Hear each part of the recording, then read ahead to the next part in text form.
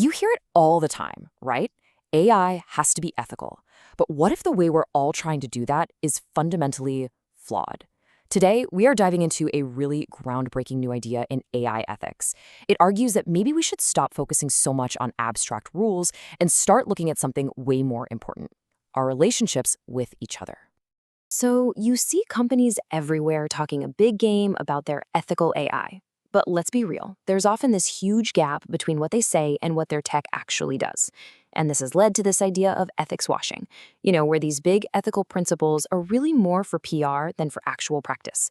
It just leaves developers with these vague checklists that don't help, and it leaves us with systems that just feel off. So, what's the core of the problem here? Well, ideas like fairness and transparency, they're super important, no doubt, but they're incredibly hard for developers and designers to actually translate into code. I mean, think about it. How do you program fairness so that it works in every single situation for every single person? You can't. And this disconnect right here between the big ideas and the on-the-ground reality, that's the whole issue. But what if we've been looking at this whole problem through the wrong lens? This is where a really fascinating new preprint article comes in from a researcher named Ashri Bargill. And Bargill proposes a fundamental shift, a whole new way of thinking. The argument is, instead of starting with these abstract principles, we need to start with the quality of our human relationships. This right here, this shows you the whole mindset shift. The old way, principle-based ethics, it asks, is the system fair? It's all about rules and outcomes. But Ashri Bargill's relational ethics asks a totally different question. It asks, does this AI actually enrich the connections between people? See? The whole focus shifts from some kind of compliance checklist to a framework for helping humans flourish. Okay, so how does this new framework actually work under the hood? Well, Bargill builds this really novel idea by standing on the shoulders of two very powerful established fields of thought. Let's break them down real quick. First up, you've got relational ethics. And this idea actually comes from healthcare. And it makes so much sense when you think about it. What makes a good doctor? It's not just that they follow all the procedures correctly, right? It's the quality of that doctor-patient relationship. It's the trust, the respect, the communication.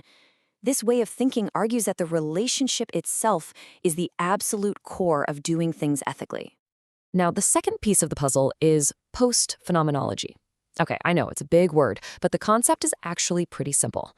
It's just the study of how technology isn't some neutral tool we just pick up and use. No, it's an active force that literally shapes how we see and interact with the world around us. A pair of glasses, your social media feed, an AI assistant, all of them are mediating your reality. So here is where the magic happens. Bargill's idea is to use relational ethics as the goal. We want to build AI that fosters good human connections.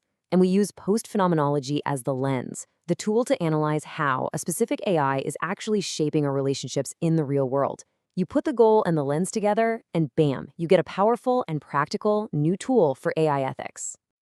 And this is the crucial part. This isn't just some high-level academic theory. The whole point of this framework is that it gives designers a practical toolkit. It creates a 5-dimensional matrix they can actually use to evaluate any AI system based on real, tangible, relational qualities. And here they are. These are the 5 qualities right at the heart of the framework, drawn from the work of Burgum and Dossiter. So instead of asking if an AI is transparent, a designer can now ask much better questions. Questions like, does this tool foster mutual respect? Does it promote real, authentic engagement? Does it value human embodied knowledge, gut feelings and experience? Does it acknowledge that we're all interdependent and share a certain vulnerability? These are questions that have real answers and real design implications. All right, that's enough theory. Let's make this real and see how this framework actually works in practice using 2 case studies from Bargill's paper. First, let's imagine a manager who's using an AI dashboard to look at employee performance. In post-phenomenology, this is what's called a hermeneutic relationship. That just means the technology isn't simply showing data, it's like a text that the manager has to read and interpret.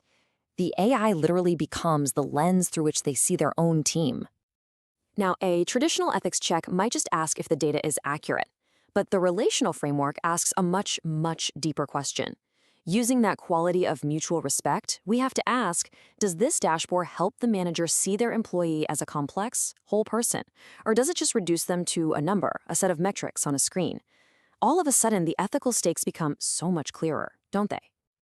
Okay, case study number 2, chatbots. When we talk to a chatbot, we're in what's called an alterity relationship. We're treating the AI as a quasi-other, like something we can interact with. It's not a person, of course, but it's designed to act like one. And this is where those qualities of engagement and vulnerability become absolutely critical. Is this chatbot designed to create a genuine, helpful interaction, or is it creating a simulacrum of engagement, basically a fake sense of connection that's designed to exploit our very human tendency to trust and share, making us vulnerable? Again, this question goes so much deeper than just asking if the bot is transparent. So why does all of this matter? Because this is way more than just an academic exercise. What Oshri Bargil is calling for here is a relational turn in AI ethics, a complete rethink of how we build and even regulate this incredibly powerful technology. This approach, it finally bridges that huge gap between abstract ideas and practical design. It gives developers concrete questions they can actually ask and answer. It moves ethics way beyond a simple checklist to a deep consideration of our actual well-being. And it recognizes that our ability to flourish depends on our relationships, and AI now has a profound role in either strengthening or, well, weakening them. This quote from Oshri Bargil's paper really just says it all. The goal isn't just to build powerful or efficient or even fair AI.